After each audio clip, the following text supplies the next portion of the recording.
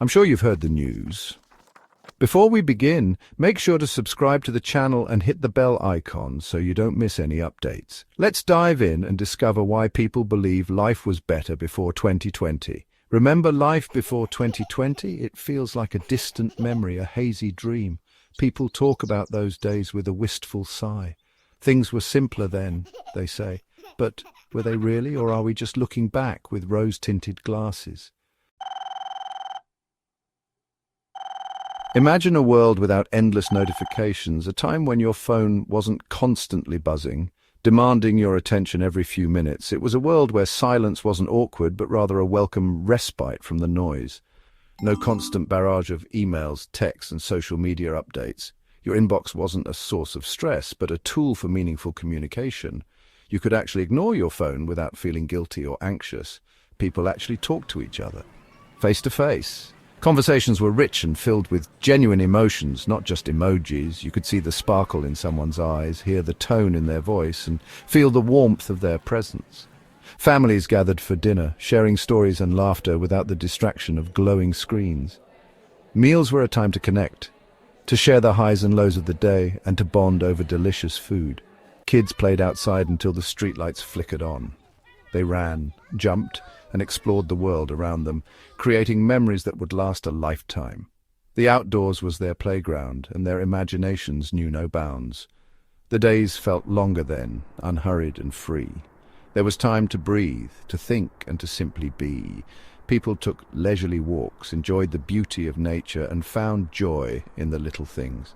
Remember books, not e-books, but actual, physical books with pages you could turn, the smell of the paper, the sound of the pages rustling, and the feeling of getting lost in a good story were unmatched. People lost themselves in stories, their imaginations running wild. Book clubs were a thing, where friends gathered to discuss plots, characters, and the worlds they had visited through words. They wrote letters, the kind that took time and thought to compose. Each word was carefully chosen, and the act of writing was a meditative process. Receiving a letter was a special occasion, a tangible piece of someone's heart. Life moved at a slower pace, allowing for reflection and connection. People had time for deep conversations, for pondering life's big questions, and for truly connecting with themselves and others. It was a time of genuine human interaction and meaningful experiences.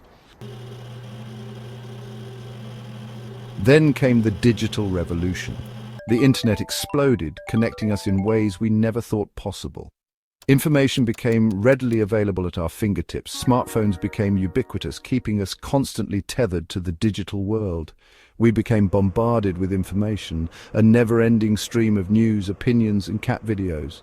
Social media platforms emerged, promising connection but often delivering comparison and FOMO, the fear of missing out. We became addicted to the quick hit of dopamine, scrolling endlessly through our feeds, our attention spans dwindling with each passing day. The rise of short-form video content further accelerated our need for instant gratification. In today's digital age, we are constantly bombarded with content that demands our immediate attention. TikTok, Instagram Reels, and YouTube Shorts have become the epitome of this trend. These platforms deliver bite-sized entertainment designed to keep us hooked. The algorithms behind these apps are finely tuned to serve us content that we find irresistible, ensuring we spend more and more time glued to our screens. We consume information in rapid-fire bursts, our brains becoming accustomed to constant stimulation.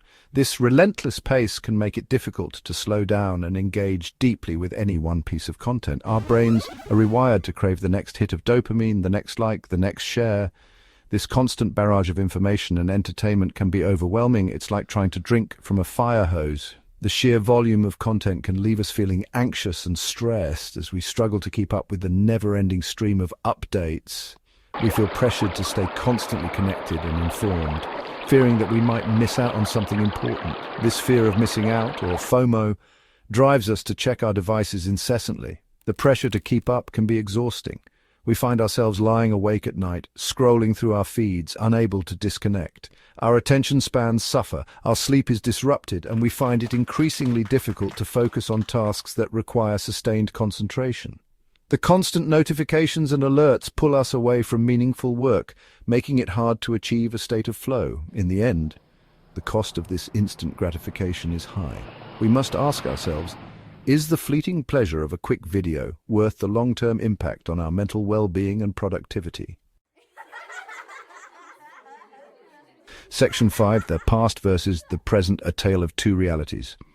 So was life really better before 2020? It's tempting to idealize the past, to remember only the good and forget the bad, but the truth is, every era has its challenges and its charms. Yes, life was slower then. We had more time for face-to-face interaction, for reading, for simply being, but we also had less access to information, fewer opportunities for connection with people outside our immediate circles. We were limited by geography and circumstance in ways that seem unimaginable today. Section 6, the nostalgia trap, yearning for a time that never was. It's easy to fall into the nostalgia trap, to yearn for a simpler time that may not have actually existed. We remember the past through the filter of our own experiences, selectively recalling the good and downplaying the bad. But the past wasn't perfect. We faced challenges and hardships, just as we do today. The key is to avoid romanticizing the past while also recognizing the potential downsides of our hyper-connected present. Section 7. The benefits of progress, embracing the good with the bad. Let's not forget the incredible advancements that have come with our digital age. We have access to a wealth of information and resources that previous generations could only dream of. We can connect with people all over the world, sharing ideas and experiences across cultures and continents. Medical technology has advanced at an unprecedented rate, improving and extending lives. We can learn new skills, explore different careers, and pursue our passions with a few clicks of a mouse. The opportunities are limitless. Section 8. Finding balance in a hyper-connected world. Practical tips for digital wellness. The key is not to reject technology altogether, but to find a balance. In today's world, technology is an integral part of our lives. It connects us, entertains us, and even helps us work more efficiently. However, it's crucial to use it in a way that doesn't overwhelm us or detract from our overall well-being. We need to learn how to manage our digital consumption, to set boundaries, and to prioritize our well-being.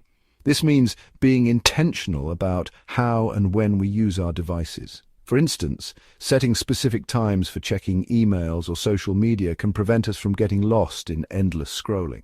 Here are a few practical tips for finding balance in our hyper-connected world. These tips are designed to help you create a healthier relationship with technology, ensuring that it serves you rather than controls you. Establish tech-free zones. Designate certain areas of your home, like the bedroom and dining table, as tech-free zones. This encourages more meaningful interactions and helps you unwind without the constant distraction of screens. Imagine having a dinner where everyone is fully present, sharing stories and laughter without the interruption of notifications. Schedule digital detox periods. Take regular breaks from your devices, whether it's for a few hours each day or a full weekend each month. These breaks can help reset your mind and reduce the stress associated with constant connectivity. During these detox periods, engage in activities that you enjoy, such as reading a book, going for a walk, or spending time with loved ones. Curate your online experience. Be mindful of the accounts you follow and the content you consume. Unfollow accounts that trigger negative emotions or promote unrealistic expectations. Instead, follow accounts that inspire you, make you laugh, or provide valuable information. This way, your online experience becomes a source of positivity rather than stress. Prioritize face-to-face interactions. Make time for in-person connections with friends and family. Schedule regular coffee dates, game nights, or walks in the park. These face-to-face interactions are essential for building strong relationships and maintaining emotional well-being. They provide a sense of connection that digital interactions simply can't replicate. Engage in activities that promote mindfulness. Explore practices like meditation, yoga, or spending time in nature. These activities can help calm your mind and reduce stress. Mindfulness practices encourage you to be present in the moment, helping you disconnect from the digital world and reconnect with yourself. Whether it's a quiet meditation session, a yoga class, or a hike in the forest, these activities can significantly enhance your overall well-being. Section 9, Conclusion: Living fully in the here and now. Life before 2020 may have been different, but it wasn't necessarily better. Each era has its own set of advantages and disadvantages. The key is to learn from the past, embrace the present, and strive for a future where we use technology to enhance our lives, not detract from them. Let's focus on living fully in the here and now, appreciating the people around us and the opportunities that each day brings.